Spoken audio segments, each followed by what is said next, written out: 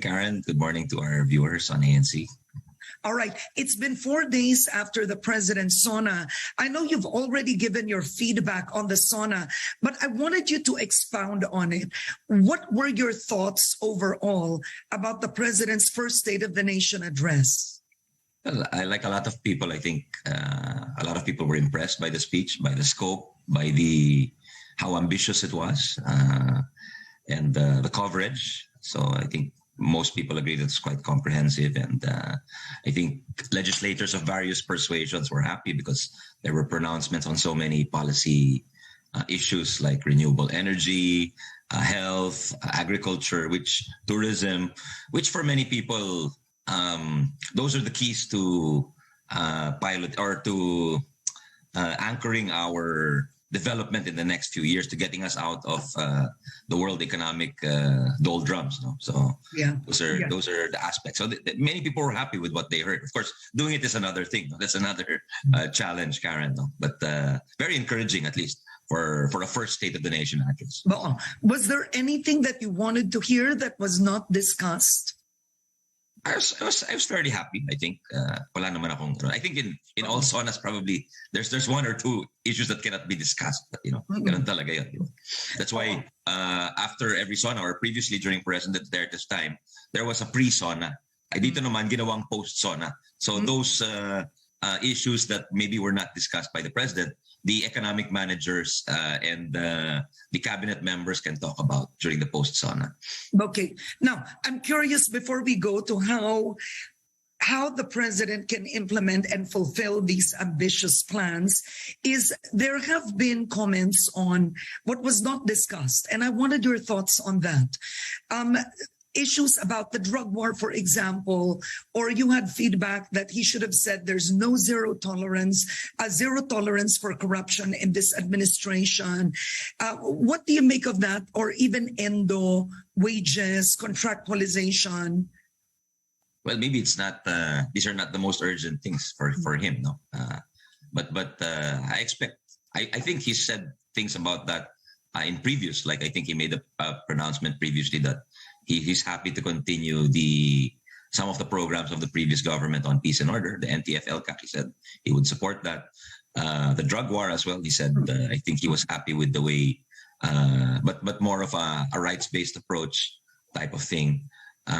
Improved enforcement. I think there've been, the SONA is not the only place where you can glean official policy. No, I mean there are other speeches where also press conferences or official issuances where you can also glean official policy.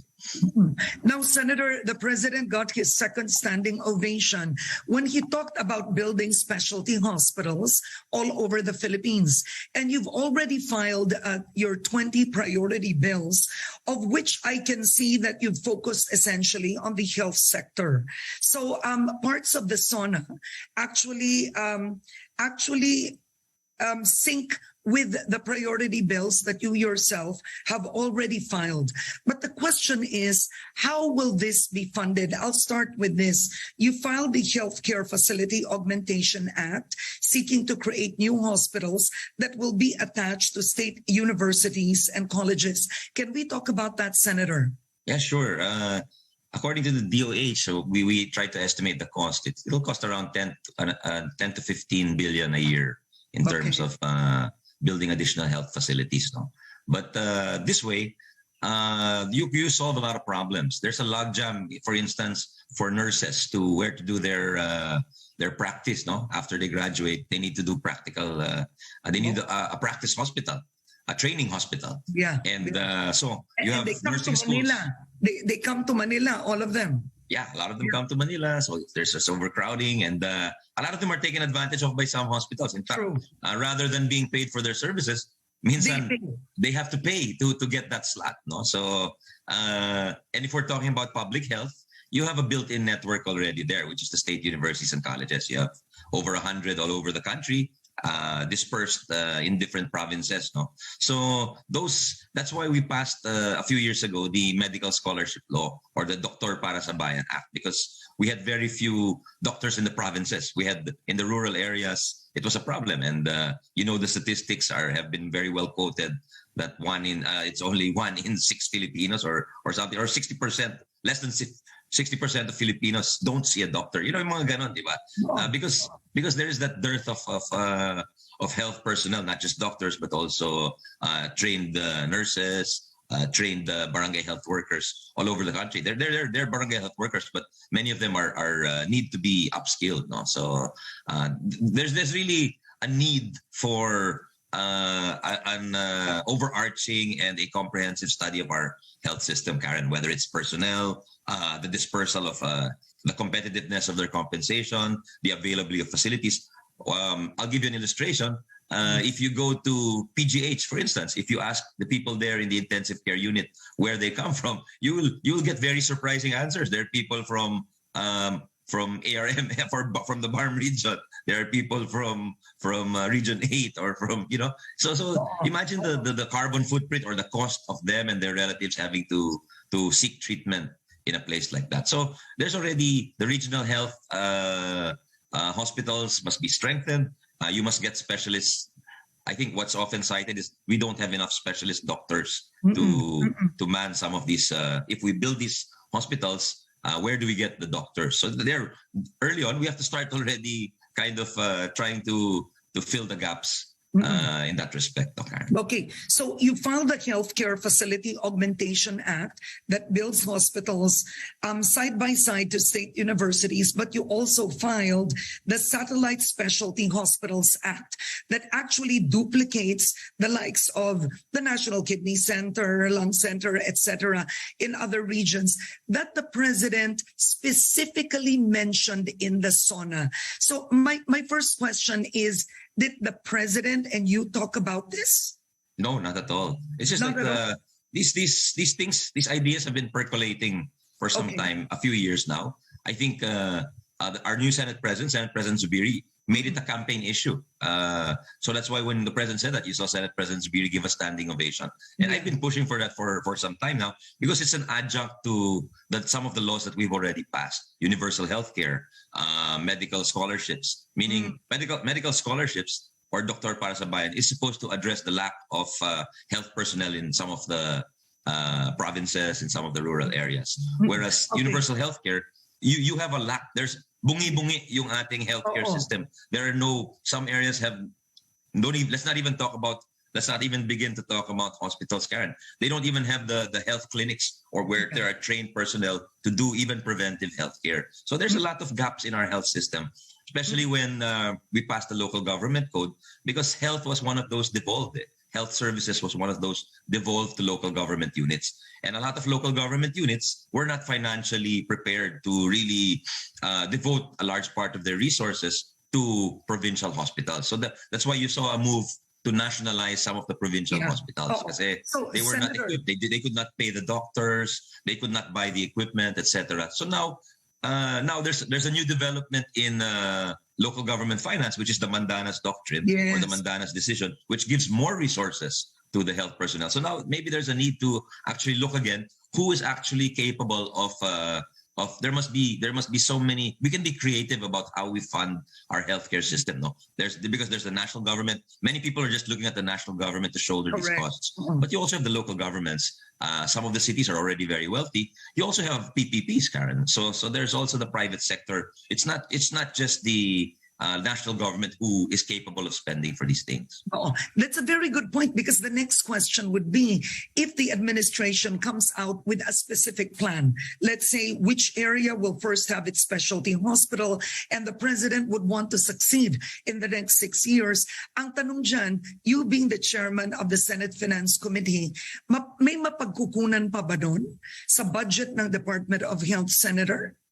Yeah, I think so, because traditionally, there's a Health Facilities Enhancement Program Fund. It's called the HFEP. And there's usually 10 to 20 billion pesos there. So it's really a matter of having very focused spending and very focused goals rather than scattering it all over the place. Maybe have a specific goal in mind and then try to meet that over the next 6 years. Okay. You also filed the E-Health System and Services Act.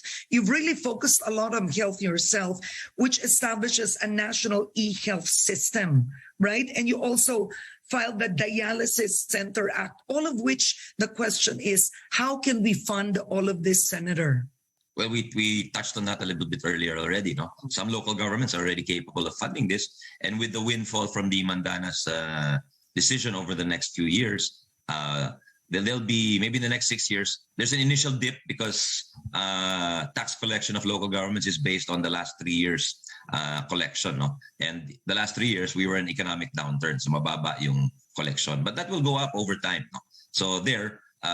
Some of our LGUs can already focus on that. So we have to identify who are not capable or who has a hard time funding these. And that's where the national government can look to supplement some of the health spending. Like some local governments already have very good provincial hospitals, although it's very difficult to fund because as population grows, you also have greater needs, of course. No? And the more specialized you want to go, the more expensive it gets, of course. Okay. You also filed the Magna Carta for health workers. And there's been a health workers group that's commented that the president did not go in detail in terms of releasing their allowances, increasing their benefits. What do you make of that, Senator? Well, you were still under actually the state of calamity, no, from President Duterte. So I don't think that has been abrogated or ended. So there's increased compensation there's added allowances for our health workers under that. No? Beyond that, that has to be discussed, I suppose. Yeah. Out of the 19 priority legislative measures connected to the budget is the president said he would like to move to cash-based budgeting. And I remember Budget Secretary Ben Diokno, when he was budget secretary during President Duterte's time, was already pushing for this. But Congress was not fully sold on it, saying it wasn't possible. Okay, Senator, what would be the difference with cash-based budgeting compared to what we have today? And do you think that the atmosphere will now accept this completely? We actually moved to cash-based budgeting in 2019, Karen. Completely? Yes, completely? yes. Okay. Yes. Unfortunately, most agencies were not prepared for such a drastic shift. Just to explain to some of our viewers, the difference, we used to be on an obligation-based budget, meaning you have to appropriate and enter into contracts usually within a span of 2 years. And under a cash-based system, you have to appropriate the money and spend the money, release the money, and pay for disburse the money completely, rather than just enter into the contract. So it's a more challenging thing for those who have to administer the agencies, especially if the money is released mid-year. Then you have less than a year to release the money. No. So what happened there is that during those years where we moved to cash-based budgeting, we usually had to extend the validity of the budget meaning give the agencies more time because otherwise under a strict cash-based budgeting system, the money will revert to the national treasury if it's not spent so then it has to be reappropriated. So if you look at it holistically, it's a longer process. So I think the sweet spot is probably in between a strict cash-based budgeting and a strict obligation-based budgeting. Okay, pero Senator, if you say we already, tried to moved to cash-based budgeting in 2019, would we still need the budget modernization bill that the president is asking for? Well, the budget-based modernization bill would just probably institutionalize what we've been trying to do for the last 5 years in each year's budget. There is a series of provisions there which say how long the expenses are valid for, how long the appropriation is valid for. No? And but really, cash-based budgeting, if you look at the last decade compared to the previous decade, it really has led to agencies being forced to spend their money quickly. So there's less underspending, there's more efficient spending. Okay. All right. Now, some of the bills you've also refiled, we'll go now to education. Is you refiled, am I correct, the Teaching Supplies Allowance Act, correct? The Teaching Supplies Allowance Act, which increases cash allowances to teachers from 3,500 to 5,000 per teacher per school year. Now, before you refiled this or even made the bill, saan yun naisip, Senator, kukunin ang increase na ito? Yeah, this is a bill filed by Senator Davila and I, no? And we already actually partially funded that in this year's budget because it's very difficult to go from 1,500 or 1,000 to 5,000. So you have to do it in tranches. No? And what is this? This is what traditionally was called the chalk allowance, or now teacher's allowance, meaning teachers get that as part of their compensation because, the reality in the province is the teachers spend for a lot of the things that they provide for the students. They don't have an allowance for their teaching plans, etc., for gadgets. So with this, there's some greater flexibility and greater ability to purchase more modern, maybe tablets or teaching guides. No? So that's something that hopefully we can do going forward to reach a much higher level. Okay, and there's also the teach. You also refiled the teach, right? Which actually gives scholarships to teachers. And the president touched on it a bit in his SONA. So I wondered when I read the bills that actually you filed and refiled, if you and the president spoke at one point. I know, Karen, because this has been, remember our the results of our education performance across system-wide has been dismal over the last 2-3 years. That's been in the news, no? So it's nothing new.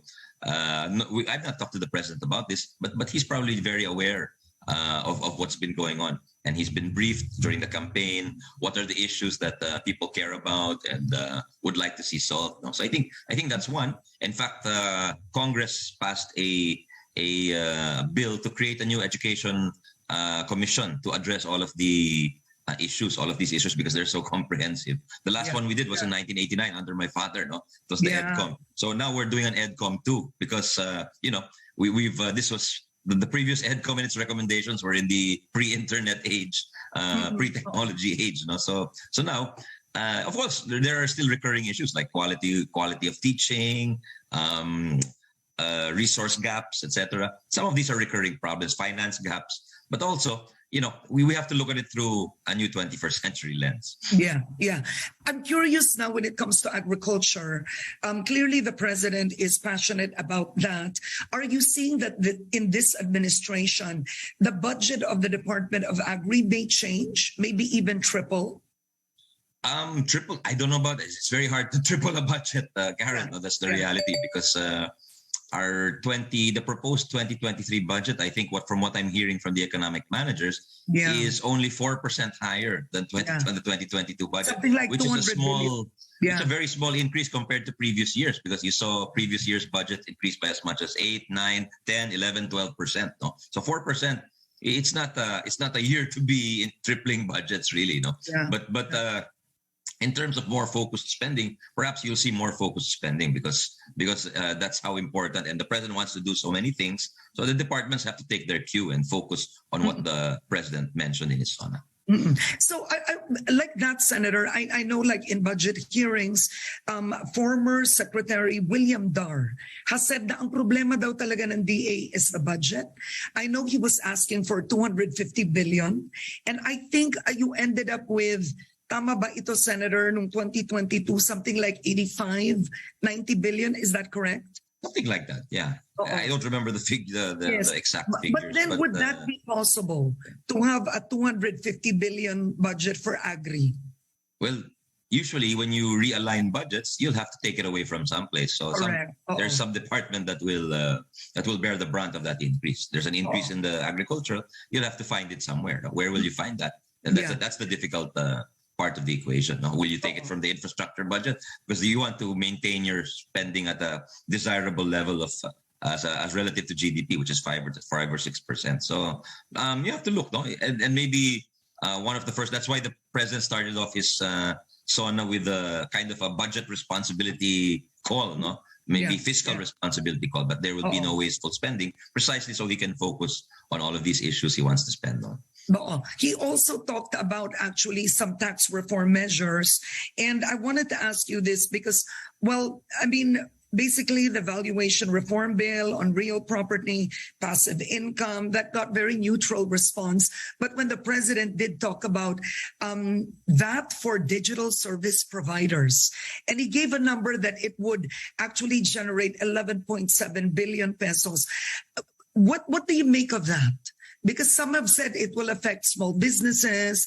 It's that window for consumers to actually have, at least less expense, right? There's no VAT in everywhere we order from online. What do you make of that, Senator? I think there is VAT if you order from Amazon. No? If you order from Amazon, there's taxes already. You when you see a figure, how much does it cost, and then you see the final figure, then it increases because that's to account for shipping charges as well as taxes. No? So, and for Philippine law, you want some kind of equality in your tax system because all merchants have to pay value-added tax on goods and services provided. No, that's whether you have a store or not.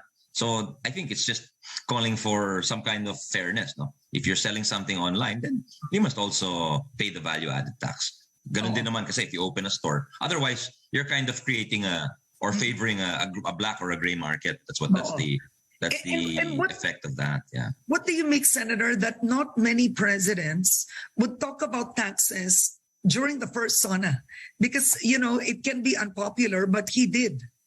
Well, it's the perfect time to talk about it because you have an overwhelming mandate and you have overwhelming political capital. So that's the best time when you can use your political capital. If you want to have funds to fund your projects, do it at your most popular, perhaps. Diba? Yeah. I think that's what President Duterte did. That's why he pushed for the tax reform acceleration. And despite that, his popularity ratings went up, despite pushing for those revenue measures. In fact, some of those you mentioned, the passive income or what they call PIFITA, that's the acronym for it, and the real property valuation are still parts of the Duterte tax reform packages, no? The later parts. He did say that he would want to simplify taxes in the Philippines. Offhand, Senator, I mean, you were once chairman of Ways and Means, correct? Yes. I remember maybe a few years ago. What would you do offhand to simplify taxation in the country? I know state taxes became much lower because of you. That's one. But what else what do we need to do to simplify tax payment? Tax administration. I think you can. I think the BIR and has already BOC. They've made moves towards less face-to-face contact and contactless transactions. No, so that's for me. That's the right direction. I think strengthening. So DICT plays a role here, and the president mentioned a lot of digital bills and digital government, digital transactions. These are all intertwined with ease of doing business. So if you can do these online, if people can do this from the comfort of their home, just punch in their bank account and transact, and that would be fantastic. But of course, the adjunct to that is there's also cybersecurity concerns. So there's as cyber commerce grows, then there's also concern. Your ability to protect that space it becomes more important also. He of course the first priority legislative measure he mentioned was the national government right sizing program, and yet in the same breath, in the same list, he talks about forming new agencies, 3 of them, if I remember: Department of Water and disaster resilience, and no, there's also virology and Virology Institute, something like that. Yeah. So, what do you make of that? That some have said that this goes against right sizing to begin with. Well, I think right sizing is not downsizing. That's the thing. Most people confuse those things. Though downsizing is really shrinking your government, but right sizing is putting your government resources where it really matters or where it's most urgent. So it could mean downsizing some agencies, and maybe merging some agencies which are seen to be redundant or duplicative of each other in terms of functions. But there's also an aspect where you want to increase, like virology. That's something that we have to face after COVID. Most experts say you don't know when a new virus will return, and that the Virology Institute, which we funded in the 2022 budget already, despite there not being a law, that will help us because you have the Genome Center, but it takes a long time because you have samples from, let's say, a passenger in Cagayan de Oro or in you have to send it pa to Manila. So yung mga ganon, if you have more ability to do that, then you can react in a faster time, and we've seen how crucial that is in responding to COVID-19. No? So and in fact, when a new department was being debated in the Senate, ang sagot ng ibang legislators, why don't we do the right sizing muna? Why don't we fix? So these are 2 sides of the same coin, Karen. You want to right size, but you before you create some agencies, they must proceed together. So there's some kind of rationality in your approach. Oo. What are you seeing, Senator, as the biggest challenge of this administration? I mean, he did end by saying the economy is sound, right? The state of the nation or the state of affairs, exact words, but the economy relatively is sound. But what are you seeing as his biggest challenge to actually achieve his medium-term fiscal goals? I mean, he did say that he wants a 9% or single-digit poverty rate by 2028. And another one is, this struck many people, a $4,256 income per capita and the attainment of upper middle class status. We all want that. But what are you seeing as his biggest challenge to achieve these goals? Well, we were on track to achieve those goals during the previous administration, Karen, except that COVID hit us, no? So then how? I guess the biggest challenge is how to put us back on that track, you know. And that's why I'm happy that he mentioned agriculture, tourism, because these are all components of our country's GDP. And if you look, what has been driving our GDP is services and government spending. So if you look at these are an IT BPOs, no? So if you look at agriculture, tourism, you want those to grow even faster because these are the things that can give jobs to people, put food on the table. So you're very much encouraged by that. And these are all aspects of when you say what needs to be done. These are the little things that together will put us back on the path to prosperity. Now, go to the Senate now. Senate President Subiri yesterday said that the second batch of committee chairman will be announced or elected yesterday, but it didn't happen. What was the reason behind the suspended or delayed announcement, Senator Angara? I'm not too sure. I think I know maybe there is still some assignments are still being ironed out, but the first set of committee chairmanships was already done. I think they're still figuring out the constitutional bodies, the Commission on Appointments, the Senate Electoral Tribunal. So those are some of the assignments that still have to be farmed out. Okay. And how do you see the present committee distribution, Senator? Where it's primarily, this is a good question because there have been criticisms on why certain committees went to certain senators and neophytes at that, right? So some have asked, is it based on track record, seniority, experience, o politika ba yan, pakiusap? Ano, Senator Angara? All of those you mentioned, they factor in, but also you have to figure out who wants that committee because maybe the person who wants that committee he's the only one who wants that committee, diba? So it's also a supply and demand issue aside from competence, etc. Of course, the ideal situation is the most competent person is the one who occupies that. Yes. But different senators want to have different issues that they carry, so they're all looking to chair a certain committee. No? I'm curious. I mean, this is a bit not related to you, but nobody's really talked about it. What happened to Senator Robin Padilla and Senator Joel Villanueva? Are you aware already? Yeah. Well, maybe what I know is hearsay, so maybe it's best you ask the two gentlemen involved. Perhaps there's some miscommunication there. Okay. It's the first time, that someone really objected to or abstained rather from voting. So it's quite somewhat surprised, but I think the two gentlemen already spoke about it. In fact, Senator Majority Leader Villanueva was very magnanimous about it, and he even moved that Senator Padilla be elected chairman of constitutional amendments. Okay.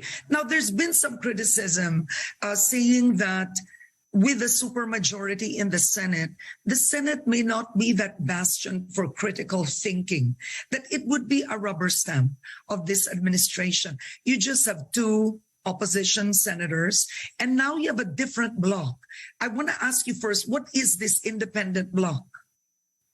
Well, I think the Senator Alan and Senator Pia Cayetano did not vote for either the Senate President or the Minority Leader. So they see themselves as an independent bloc who, with the flexibility to either support the majority or sometimes also choose to, on certain issues, to be critical or to be probing into some of the government policies, which is acceptable because I think all senators want to have a certain degree of independence given their each one has a mandate from the people. So I think, and regarding what you said about being a rubber stamp, you just look at the previous Congress, and you had, because Senator Laila de Lima was in jail, you only had a 3-man majority. You had Senator Gelon, the minority leader, you had Senator Pangilinan and Senator Hontiveros. Now you have Senator Coco Pimentel and Senator Hontiveros in the minority, and then you have the 2 independent senators, the 2 Senator Cayetanos. So it's not too far from the composition of the previous Congress.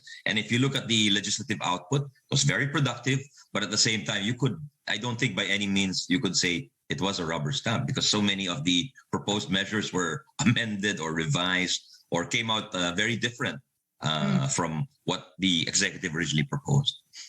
Now, you've been finance as chair with the 18th in the past administration, and most likely in this administration the whole term. What are you seeing as the difference in terms of style?